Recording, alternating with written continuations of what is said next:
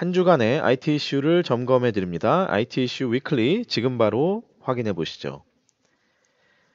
네, 1월 27일입니다. 네, 새해 복 많이 받으세요. 드디어 설날이 왔기 때문에, 설날이 지났기 때문에, 뭐, 우리에게는 이제 진정한 새해가 시작이 된 것이죠. 예. 떡국 많이 드시고 또 살도 좀 찌셨죠? 예, 살 좀 쪄야 이런 명절에, 그죠? 예, 그게 인간미 있는 겁니다. 예. 자, 이제 저와 함께 본격적으로 다이어트에 함께 돌입하시는 걸로 하시죠.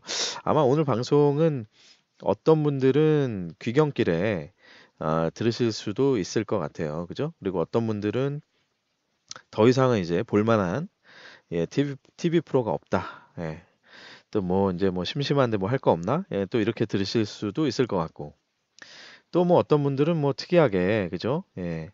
또 일터로 향하시면서 그렇게 들으실 수도 있을 것 같은데요. 어쨌든 그 모든 상황에 외롭지 않도록 제가 또 이 방송을 오늘도 진행을 해드리겠습니다. 사실 연휴 기간 동안에는 음, 업계 자체가 좀 쉬잖아요. 업계도 쉬고 뭐 언론 쪽도 좀 쉬고 이렇게 하다 보니 뭐 이렇게 뚜렷한 그런 이제 이슈들은 별로 없어서 그래서 이거를 저도 뭐 이번 주는 그냥 쉬어야 되나? 앞으로 이제 명절 있는 주는 쉴까? 뭐 이런 고민도 좀 했었는데 그래도 왠지 저 멀리 어딘가에서 이 방송을 기다리고 계시는 분이 계시다라는 어떤 그런 텔레파시가 막 들려서 네, 방송을 녹음하게 됐습니다. 예, 저는 스타트업 전문 컨설팅사 디토 파트너스 그룹의 최유환입니다.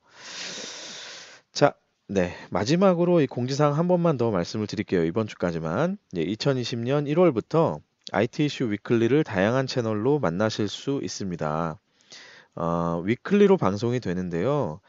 그러지 말고 나는 매일매일, 그날그날의 IT 이슈를 보고 싶다. 그러면 페이스북, 디토 파트너스 그룹 페이스북 페이지를 구독해 보시면 됩니다. 네, 그럼 제가 이렇게 방송 형태가 아니라 포스팅 형태로 해서 그때그때 재밌는 뉴스나 뭐 이슈들이나 이런 것들, 뭐 제 생각이나 인사이트를 좀 담아서 페이스북에 올려드리고 있고요. 자, 그리고 주간으로 방송되는 IT 이슈 위클리, 이거는 뭐 영상으로 보고 싶다. 그럼 지금처럼 유튜브 채널을 구독하셔서 보시면 되겠습니다. 자, 그런데 나는 이제 운전 중이나 뭐 지하철, 버스 안에서 이렇게 그냥 듣고만 싶다. 네. 뭐 제 방송에 사실 듣기만 하셔도 충분히 전달이 되지 않습니까? 그죠? 음성으로만 듣고 싶다 이러시면 애플 팟캐스트 그리고 네이버 오디오 클립 그리고 팟빵에서 팟캐스트 형태로도 만나보실 수가 있습니다. 자, 언제 어디서나 IT 이슈 위클리를 만나보십시오. 자, 오늘도 세 가지 정도의 이슈를 준비했는데요. 일단 첫 번째, 아무래도 이게 설이다 보니 뭐 설이라 진짜 그런 건지 모르겠지만 아무튼 해외 소식이 많아요. 해외 소식이 많아서 자, 세 가지 중에 이제 첫 번째는 구글 소식입니다. 구글이 데이터셋 서치라고 하는 검색 엔진을 정식으로 공개를 했습니다. 그래서 자, 드디어 데이터 검색의 시대가 열렸다 이렇게 볼 수 있겠습니다. 2018년 9월에 베타 오픈을 했었다고 하는데요. 지난 1월 24일, 현지 시간이니까 뭐 미국 기준이겠죠. 1월 24일에 드디어 이제 정식 서비스로 공개를 했습니다. 자, 뭐 이런 식이죠. 데이터를 가이드라인에 따라서 구글이 만든 가이드라인에 따라서 표준화된 형태로 쭉 업로드를 해주면 그럼 이제 그게 자동으로 분류가 돼서 효율적으로 검색이 될 수 있는 그런 검색 엔진이다. 이렇게 이해하시면 되겠습니다. 현재 600만 개 정도의 표를 인덱스화했다고 하고요. 이 중에는 미국 정부가 제공한 데이터가 200만 개나 포함이 되어 있다고 해요. 그 외에 또 민간 기관들의 데이터들이 포함되어 있는 상태라고 하고 이 인덱스화는 굉장히 빠른 속도로 늘려갈 거다. 이런 발표가 있었습니다. 뭐 사실 저는 굉장히 놀라운 소식이었어요. 개인적으로는. 왜냐하면 그 제가 이제 네이버를 쓰면서 막 크게 불편함을 많이는 못 느끼거든요. 근데 이제 이 어떻게 보면 좀 뭐랄까 좀 이거는 확실히 안 되는구나 이렇게 느꼈던 불편한 영역들이 대부분 사실 이런 식의 어떤 데이터셋을 찾는 부분이에요. 그러니까 예를 들어서 뭐 통계 데이터를 찾는다든지 그런 것들 사실 네이버에서 찾기 굉장히 어렵거든요. 그래서 뭐 예를 들어서 뭐 뭐가 있나? 뭐 서울시에 있는 뭐 자영업자 수 이런 걸 찾으면 서울시 띄고 자영업자 띄고 수 이렇게 찾잖아요. 그러면 그냥 엉뚱한 결과들이 사실 나오죠. 현재로서는. 그냥 서울시 따로 뭐 자영업자 따로 뭐 수 이런 거 따로 나와가지고 뭐 이상한 수 들어간 거 막 나오고 이렇게 되거든요, 사실. 그래서 구글이 이번에 보면은 데이터셋 서치라고 하는 별도의 그냥 UI 자체도 이제 만들었어요. 그러니까 검색창 자체가 이제 별도로 떠 있는 이제 그런 형태로 만들어서 어떻게 보면 전문화된 데이터만을 검색하기에 뭐 아주 최적화된 형태로 이제 서비스를 만들었다 이렇게 볼 수 있고요. 그런 면에서 매우 환영할 일인 것 같습니다. 물론 뭐 우리나라 유저들 입장에서야 뭐 아직까지는 이제 미국 데이터 위주니까 뭐 좀 실효성이 적을 수 있다 이렇게 볼 수 있지만 뭐 구글이 이제 인덱스화를 빠르게 함에 따라서 각국의 여러 가지 형태의 데이터들도 이제 인덱스화를 하겠죠. 이제 그렇게 되면 우리나라 통계청에 사실 되게 좋은 데이터들이 많이 있어요. 뭐 인구 통계 같은 것들도 사실은 좋은 데이터가 많은데 막상 또 통계청 사이트에 들어가서 찾아보면 되게 또 이게 어렵거든요. 이제 그런 것들을 이제 구글이 이 본인들의 기준에서 표준화된 그런 기준으로 한번 정리를 해 놓으면 굉장히 효율적으로 잘 찾아주지 않을까 이런 생각이 듭니다. 아마 저와 같이 저는 예전에 전 뭐 최근 경험은 아니지만 예전에 컨설팅사 다닐 때 그때 주니어 시절에 막 데이터 하나 찾느라고 막 진짜 데이터 하나 찾느라고 밤새고 막 이러거든요. 그럼 이제 그 데이터를 찾기 위해서 뭐 구글링도 엄청 하지만 뭐 통계청도 뭐 들락날락거리고 온갖 뭐 이 정부 사이트들을 다 들어가 가지고 혹시나 데이터 없나 이러고 막 하여튼 뒤적뒤적 하는데 이 그만큼 사실은 데이터를 찾는다는 건 여전히 쉽지 않은 상황에서 이제 데이터셋 서치라는 게 나왔다는 것은 굉장히 좀 의미 있는 일 아닌가 이런 생각이 들었습니다.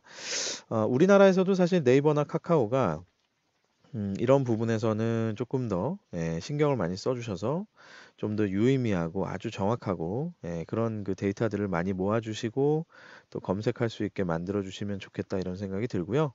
자, 어쨌든 데이터셋 서치는 결국 데이터의 규모와 정확도가 관건이 될 겁니다. 그래서 이제 얼마나 공인된 데이터의 소스들과 파트너십을 잘 맺어서 그들의 데이터를 얼마나 유의미하게 잘 정리정돈해서 보여주느냐 이게 이제 관건이 되겠죠. 뭐 구글도 역시 다양한 파트너십을 다양한 기관들과의 파트너십을 아주 공격적으로 추진하겠다 뭐 이렇게 얘기를 했기 때문에 앞으로도 좀 기대해 볼 만한 할 것 같고요. 저도 뭐 흔치는 않지만 어쨌든 미국 데이터 궁금할 때 한 번씩 이제 찾아볼 것 같습니다. 아주 재밌는 서비스가 정식으로 공개됐다는 소식입니다. 자, 두 번째, 세 번째 소식은 제가 한 페이지에 담았습니다. 짧게 짧게 커버를 해드릴 수 있을 것 같아요. 두 번째 소식은 페이스북이 얼굴 자동 인식되는 이 기능 때문에 집단 소송을 당했습니다. 얼굴 자동 인식이 뭔지 아시죠? 예를 들어서 제가 친구들 여럿하고 사진을 찍어서 딱 올려요. 그러면 페이스북이 자동으로 제 친구들의 얼굴을 뭐 제 얼굴은 당연하고 제 얼굴을 포함해서 제 친구들의 얼굴까지 다 인식을 해가지고 자동으로 누구누구님이 누구누구님과 함께 있다라는 식으로 태깅을 자동으로 해주죠. 네. 그래서 얼굴에 이렇게 마우스를 대면은 누구 이름 막 뜨고 그 사람 이름 클릭하면은 그 사람 페이스북 계정으로 연결돼서 또 페이지를 볼 수 있고 이런 식으로 자동 태깅을 해주는데 자, 이게 이제 문제가 된 것이죠. 사실은 저도 이용자의 한 사람 입장에서 그 자동 태깅되는 걸 볼 때마다 놀랍기도 하지만 한편으로는 좀 불쾌하달까요? 예, 좀 섬뜩하다 그럴까? 막 그런 생각이 좀 들 때가 있었어요. 이게 신기하면서도 불편한 거죠. 이게 되게 희한한 감정인데, 이게 뭐지? 라는, 이게 뭐야? 이 얼굴을 막 이렇게 다 알고 있네. 막 다 인식하는 이런 느낌이었는데요. 자, 어쨌든 이거 이제 불편했던 이용자들이 꽤 있었던 것 같습니다. 그래서 미국의 이용자들이 이제 사전 동의 없이 이용자의 사전 동의 없이 이렇게 자동으로 태깅하는 것은 일리노이 주에서 갖고 있는 생체 정보 프라이버시법이라는 법을 위반한 것이다라고 주장을 하면서 집단 소송을 냈어요. 그런데 이거에 대해서 페이스북이 이거는 집단 소송감이 아니다. 뭐 실제로 피해 본 것도 없지 않냐. 예, 피해를 입증할 수 없기 때문에 이거는 뭐 기각해 달라 이렇게 하면서 상고를 했어요. 연방 대법원에 상고를 했습니다. 그런데 연방 대법원에서 최종적으로 상고 신청을 기각했죠. 그러니까 뭐 이거는 뭐 제가 법적인 전문가는 아니지만 대충 보면 결국은 그래서 집단 소송이라는 게 인정 이렇게 된 거죠. 예, 집단 소송 인정. 자, 그러므로 뭐 앞으로 이제 이 집단 소송이 유효해졌으니 본격적으로 이제 뭐 이 재판이 이제 시작이 되겠다 뭐 이런 의미겠죠. 자, 뭐 페이스북이 이제 이런 좋은 기술을 가지고 자동 태깅하는 것은 뭐 앞에서도 말씀드렸습니다만 뭐 굉장히 뭐 서프라이즈도 있고 뭐 신기하기도 한데 자, 그러나 이런 것들이 자동 태깅이 돼 버린다는 것에 대해서는 뭐 제가 이용자의 한 사람으로 봤을 때도 문제는 좀 있는 것 같아요.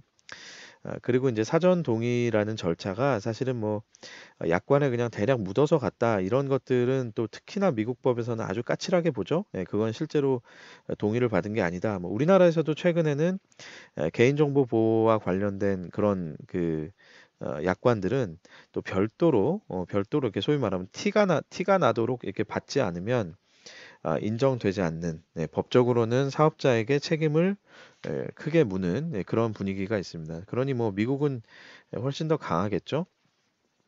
자, 아무튼 이제 페이스북이 이런 뭐 멋진 기술을 갖고 있는 건 맞는데 과연 프라이버시 보호라는 그런 측면에서 과연 이제 얼마나 어떤 피해를 줬다라고 결정이 날지 뭐 혹은 뭐 끝까지 가봤더니 페이스북이 소송을 잘 막아서 피해 없다 뭐 이렇게 결론이 날지 아무튼 지켜봐야 되겠죠. 관련된 소식은 제가 계속해서 또 전해드리도록 하겠습니다. 자, 세 번째는 유튜브 뮤직. 예, 유튜브 뮤직. 이거 발음이 어렵군요. 네. 이 영어식으로 하면 좀 굴리면, 그죠? 유튜브 뮤직. 이렇게 하면, 그죠? 괜찮을 텐데. 유튜브 뮤직. 이렇게 한국말로 하니까 어렵네요. 자, 유튜브 뮤직이, 이용자 수가 작년에 아주 급성장했다. 이런 놀라운 소식입니다. 자, 2019년 한 해 동안 이용자 수가 1월 달에는 33만이었는데 12월에는 73만으로 마감을 하면서 2배 이상 증가를 한 것으로 그렇게 이제 나왔습니다. 그러니까 월간 이용자인데 결국 월간 이용자는 누적이 되면서 쭉 가잖아요. 그러니까 33만에서 73만까지 갔다. 이거는 뭐 말 그대로 굉장히 탄탄하게 유저 베이스가 성장을 하고 있다. 이렇게 보시면 되겠죠. 현재 보면 멜론, 지니, 플로우에 이어서 4위를 차지를 하고 있고요. 물론 뭐 규모의 차이는 좀 있습니다. 그죠? 자, 그러나 중요한 건 뭐냐? 전통의 강자였던 벅스, 또 네이버가 만들었던 바이브도 다 제쳤다. 이런 부분이죠. 유튜브 뮤직은 사실 별도의 어떤 서비스로 인식이 안 되는 분들도 꽤 있을 거예요. 그죠? 예, 그냥 유튜브에서 쉽게 말해서 음악을 듣는 것들을 다 이제 포함시켜서 얘기를 이제 하는 건데요. 결국은 유튜브 프리미엄 요금제, 그 7,900원짜리 프리미엄 요금제를 내게 되면 거기에서 이제 뭐랄까요? 같이 이용을 할 수 있는 거죠, 그냥. 음악 스트리밍 자체를 같이 이용할 수 있는 형태의 그런 요금제이기 때문에 어떻게 보면 사실 유튜브 프리미엄 요금제의 부가 서비스 같다라고 볼 수도 있습니다. 그러니까 뭐 일종의 뭐 이런 거죠. 뭐가 있을까? 뭐 SKT의 폰을 샀더니 뭐 SKT 무슨 요금제에 들었더니 뭐 멜론이 공짜더라. 약간 이런 느낌이랑 비슷한 거죠. 뭐 KT에 뭘 샀더니 지니가 공짜더라. 뭐 이런 거랑 약간 비슷한 겁니다. 그래서 실제로는 정말 순수하게 뮤직만을 위한 목적으로 이런 요금제를 가입을 하고 정말 뮤직을 쓴 게 맞냐라고 따지고 들자면 당연히 뭐 좀 그 주장은 좀 약할 수도 있겠습니다만 자, 그러나 어쨌든 뭐 어떻습니까? 음악 마케팅이라는 게 늘 그렇잖아요. 그죠? 예, 뭐 폰에 끼워서 팔기도 하고 뭐 온갖 서비스에 아무튼 부가 서비스 형태로 이렇게 제공이 되는 것이 또 이제까지 음악 마케팅이었기 때문에 뭐 저는 그런 면에서는 뭐 결국은 페어하다고 생각이 돼요. 그래서 자, 하여튼 결론적으로 뭐냐? 유튜브 프리미엄 요금제를 사용하면 유튜브 프리미엄 요금제 뭔지 아시죠? 예, 유튜브는 뭐 앱이든 뭐든 이제 보다 보면 앱을 이제 그러니까 휴대폰을 이렇게 잠금 형태로 하면은 이제 영상이 꺼지잖아요. 예. 근데 이제 유튜브 프리미엄 요금제를 하면은 잠금 상태로 해도 뭐 소리는 계속 나고 이렇게 떠 있는 거죠, 그냥 영상이. 자, 그러다 보니 음악이 나오는 영상들을 틀어놓고 그냥 휴대폰을 잠금을 해놔도 음악이 계속 흐르는 이런 것들이 가능한 것이죠. 자, 그래서 아무튼 이런 부가 서비스 형태로 유튜브 프리미엄 요금제에 묻어서 어떻게 보면 이제 성장을 하는 것인데, 자, 그러나 뭐 이걸 뭐 굳이 이렇게 뭐랄까 시니컬하게 볼 필요가 없는 게요. 자, 어쨌든 팩트는 유튜브 프리미엄을 결제를 하면 뮤직도 또 광고 없이 이렇게 계속 스트리밍하는 형태로 그렇게 이제 쓸 수 있기 때문에 결국은 어떻습니까? 유튜브의 이용이 증가를 하면 결국은 동반 상승할 수 있는 그런 아주 무시무시한 서비스다 이렇게 볼 수 있겠죠. 그러니 이제 어떻게 보면 부산물 같은, 그죠? 예, 유튜브의 부산물 같은 서비스인데 그러나 유튜브의 이용 증가에 따라서 아주 동반 상승을 할 수 있기 때문에 굉장히 강력하고 무시무시하다 이렇게 생각할 수 있겠습니다. 실제로 국내의 그 음원 업계에서는 유튜브 뮤직에 대해서 굉장히 좀 뭐랄까 예의주시하는 분위기가 있죠. 뭐 이미 유튜브의 성장세, 유튜브의 이용성이 늘어남에 따라서 계속해서 뮤직 서비스가 이제는 점점 마켓 시어를 잡아먹힐 것이다. 이런 식의 위기감을 많이 갖고 있는데요. 뭐 아직까지는 73만이니까 뭐 엄청난 규모는 아니지만 그러나 분명히 무시할 수는 없다. 이렇게 생각할 수 있겠습니다.